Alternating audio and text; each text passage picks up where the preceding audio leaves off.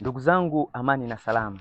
Leo tukiwa tunafanya sikukuu ya Mtakatifu Bonaventure au Mtakatifu Bonaventura, ni vizuri sana kumjua huyu mtakatifu na kuona umuhimu wake, hasa tunaposherekea jubilei ya miaka 800 ya kifo cha Mtakatifu Francisco wa Assisi. Akiwa askofu na mwalimu wa kanisa, lakini Bonaventura anajulikana kwa kitu ambacho wengi tunasahau, kwamba is the second founder of Franciscan Order. Yaani baada ya shirika letu kupitia magumu, crisis nyingi, huyu ndo anakuja kureform tena baada ya kifo cha Mtakatifu Francisco. Tukumbuka amezaliwa 1221, kwa hiyo ni kwenye miaka kama mitano ya mwisho kabla ya Francisco kufariki, na tujue kwamba jina alipewa na Francisco baada ya kuwa amemponya akiwa mdogo, na mama yake ahadi anakuja kuitimiliza baada ya Francisco kujiunga na shirika hili la ndugu wadogo. Wapo watakatifu wengi katika shirika la Mtakatifu Francisco ambao ni maarufu, labda hata sasa hivi tunawatumia kwenye taasisi zetu za shuleni, za vituo vya kiroho, kwenye jumuiya zetu, kama Mtakatifu Maria Kolbe, Mtakatifu Anthony wa Padua maarufu sana, Mtakatifu Padre Pio. Hata mimi mtakatifu ambaye nampenda sana Mtakatifu Anthony wa Padua na Leopoldo Mandiko. Lakini Bonaventura ni wa pekee kwa sababu ndo second founder of Franciscan Order. Sasa kwa nini anaitwa hivyo? Baada ya kuchaguliwa 1257 kama mhudumu mkuu wa shirika, Bonaventure anaitisha chapter au mkutano mkuu kwenye mwaka 1260, na huu mkutano ndo unakuja kumpa umaarufu sana na kutupa vitu vya pekee katika kanisa na ndani ya shirika. Kwenye mkutano kuna mambo matatu ambayo leo tunangeweza kuyatafakari zaidi, na akatufanya kutusaidia kuitafakari zaidi jubilei ya miaka 800 ya kifo cha Mtakatifu Francisco. Jambo la kwanza, katika huu mkutano uliadhimia kwamba Bonaventure alichaguliwa kuandika upya biography ya Mtakatifu Francisco wa Assisi. Tukumbuke katika miaka hii kulikuwepo maandishi mengi kwa sababu ya umaarufu wa Mtakatifu Francisco. Watu wengi waliandika maandiko mengi kuhusu Francisco. Kwa hiyo ikawa inajiulizwa ni maandiko gani ambayo yako sahihi, kama ilivyokuwa Kristo ilivyoandikwa injili nyingi, lakini kanisa likachukua zile injili 4. Kwa hiyo kwa Francisco pia aliandikwa maandishi mengi. Kwa hiyo hii chapter ya Narbonne ya mwaka 1260 iliazimia Bonaventure andike tena biography, maisha ya Mtakatifu Francisco. Wanasema alitumia sawa sources ambazo zilikuwa ni maarufu kama ya Celano, lakini pia alifanya hii kazi kwa miaka 3 akizunguka maeneo ambayo aliishi Francisco na kuuliza wale ambao walimuona kwa macho kama ndugu Giles na ndugu wengine, kuwaulizia maisha.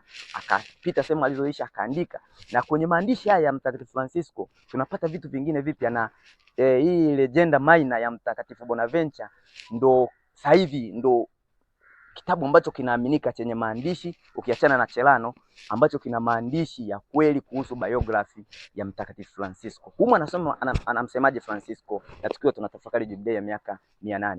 Jambo la kwanza, tukija kwenye maisha ya kiroho, anamuonyesha Francisco kama mfano wa neema ya Mungu. Na Bonaventure anasema wale ndugu ambao wamemuishi kwa kumuiga Francisco katika unyenyekevu wa kweli na kuishi maisha ya injili ya kweli, hawa wanaweza wakashiriki katika kupata hii neema na kuishi maisha ya kugawa neema kwa kushirikiana na hii neema ambayo alipewa ya pekee, na wenyewe wanaweza wakaipata wakiishi unyofu na unyenyekevu wa kweli. Na hapo anakuja kuhusanisha na jambo la elimu. Kumbuka ameishi kwenye scholastic time, watu ambapo walikuwa wanasoma na Wafransiskano wameanza kusoma. Bonaventure anakuja analeta kama alivyokuwa ameagizwa Mtakatifu Anthony wa Padua kwamba ndugu wasome, lakini elimu isizime roho ya sala. Bonaventure ni kati ya wasomi ambao wanasifika kwa unyenyekevu mkubwa sana.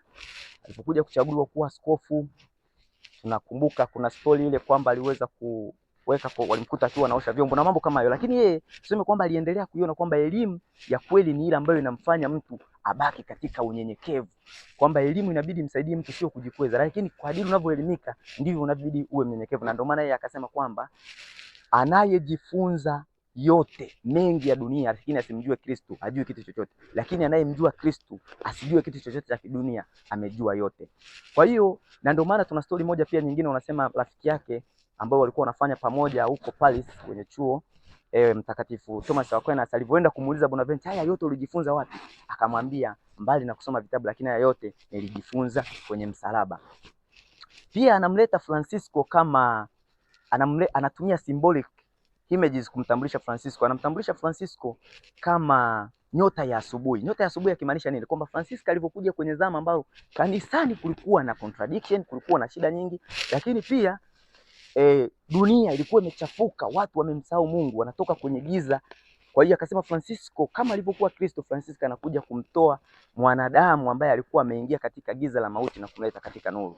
Lakini akatumia simbo nyingine ambayo ni ya upinde wa mvua, rainbow, kwamba kama upinde wa mvua ulivyotumika kipindi cha Noa katika kuupatanisha ulimwengu, kufanya agano, basi pia Francisco anakuja pia kuwapatanisha watu na Mungu kwa kuwakumbusha tena maisha ya ufukara, na ndio maana akaandika pia kuhusu ufukara mtakatifu, akimtumia Francisco kwamba mtu yeyote sasa ambaye ameelimika, mtu yeyote ambaye ni tajiri, hapaswi kujivunia katika maisha ya anasa, ni katika maisha kukumbatia ufukara mtakatifu. Na ufukara kwamba sio kuwa na kitu, bali ni kushare kidogo kidogo na wale ambao wako nao, kwamba dunia inaishi katika amani. Sio hayo tu, ndugu zangu wapendwa, Mtakatifu Bonaventure anatukumbusha jambo jingine pia katika hii chapter hii ya Narbonne hii ya mwaka 1260.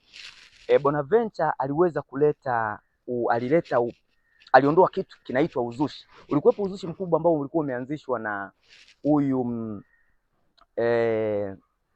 Joachim wa Fiore ambaye alikuwa ni monaki wa Kibenediktini, ambaye yeye alileta uzushi wa kimilenia kwamba ulimwengu ulikuwa unaenda kufikia mwisho.